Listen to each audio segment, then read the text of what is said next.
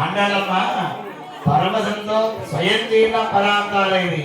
తను తరిస్తూ అందరినీ కూడా తరింపు చేయాలనే ఈ పాశురాలలో గొప్పవాడు అదే. అందరినీ తరింపు చేయాలి. ఆవిడ ఒక్కతే వెళ్ళిపోయి దేవుడి దగ్గర వెళ్ళి పూజ చేసి రాలా. అలాగే చక్కగా అమ్మని చూస్తే గోపిక ఆండాళం గుర్తుకొచ్చింది. చక్కగా అందరూ పరమశంతో చేయండి.